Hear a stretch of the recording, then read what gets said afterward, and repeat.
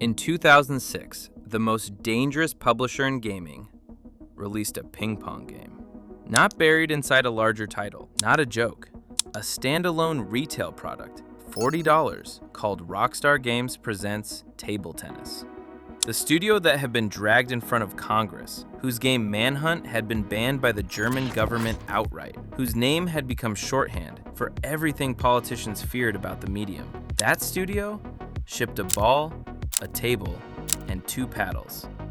Nothing else.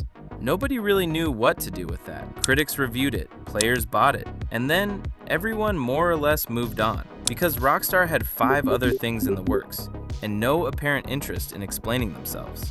That version of the company doesn't exist anymore. What replaced it releases 1 title per decade, each one larger and more expensive than the last. The question worth asking isn't why the games got bigger, it's what had to stop for that to happen. This is why Rockstar stopped making weird games.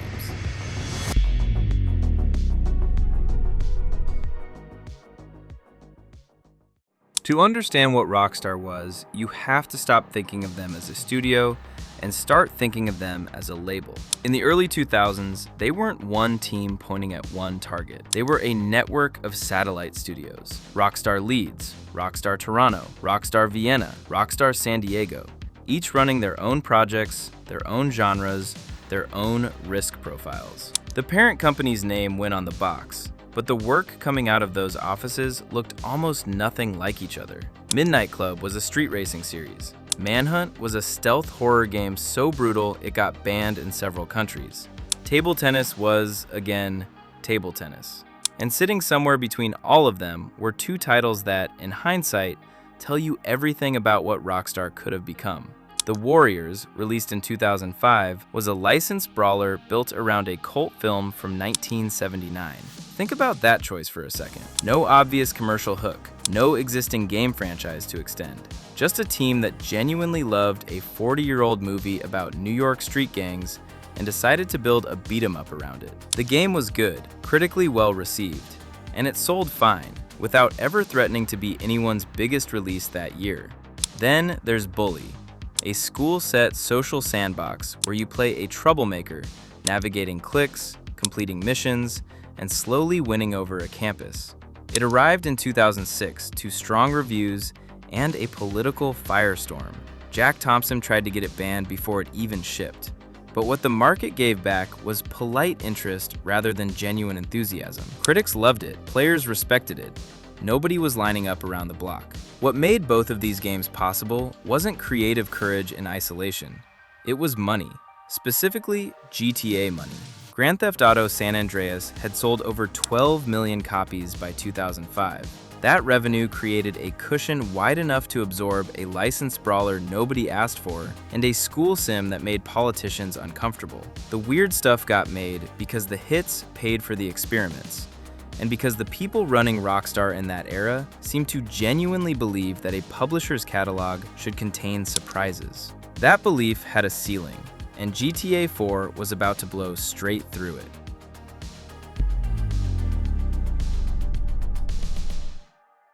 Grand Theft Auto 4 ships in April 2008 and earns roughly $500 million in its first week. To put that in context, it outsold every film in theaters that month combined. The budget had crossed $100 million, a figure that, at the time, placed it among the most expensive games ever made. It also reviewed as one of the best, a 98 on Metacritic, the kind of number that doesn't just validate a project, it rewrites the internal logic of the company that produced it. The satellite studio model didn't survive that calculation. Rockstar Vienna had already closed in 2006, before GTA 4 even launched, taking with it a small team that had been doing genuinely strange work on the fringes of the company. Rockstar Leeds, which had spent years porting GTA titles to handheld platforms and developing its own projects, gradually folded into support work for the main productions. The network of independent creative outposts that had made the Warriors and Bully possible stopped generating originals and started feeding into the machine. Red Dead Redemption in 2010 is where you can see the new Rockstar taking shape. It's a brilliant game, one of the best of its generation. But the way it was built is different.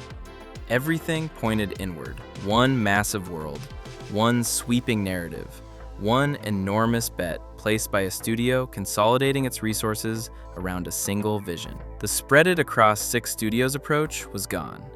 In its place was something more focused, more controlled, and structurally incapable of producing a ping-pong game on the side. Red Dead Redemption 2 in 2018, Rockstar shipped nothing. A studio of over 2,000 people across multiple offices pointed at a single target for 5 years. Every coder, every animator, every designer who might have spent 2015 building something strange and interesting instead spent it making one enormous game more detailed. The weird ideas didn't stop existing. They just couldn't survive the gravity of what GTA had become. Rockstar's weird era was only sustainable because experiments, and the experiments kept the culture loose enough to greenlight something nobody asked for. You can trace the outline of what was lost by looking at what never arrived. Bully built a genuine cult following and never got a sequel. Noire was ambitious enough that Rockstar co-published it, a noir detective game with a completely different tone from anything else in their catalog, and it ended at 1 entry. Then there's Agent, announced in 2007 as a Cold War spy thriller set in the 1970s. Exactly the kind of premise the old Rockstar would have built. It never shipped. No cancellation announcement, no explanation. Just quietly delisted from the PlayStation website years later, as if it had never existed. And Midnight Club never came back, not because players stopped caring, the requests haven't gone away, because a street racing game, even a beloved one, can't generate the revenue Rockstar now needs to justify moving. The economics didn't punish it for being bad, they punished it for not being GTA. That's what the weird years actually were. A window where the machine was big enough to fund experiments, but not yet so big that experiments looked irresponsible. That window closed. GTA 6 will likely be extraordinary, but it won't be a ping-pong game, or a school sandbox, or a spy thriller nobody greenlit. The studio that once shipped all of those in the same 5-year window now moves one title per decade. It's not failure, it's just money. And because of that, we will never get games like we used to, ever again.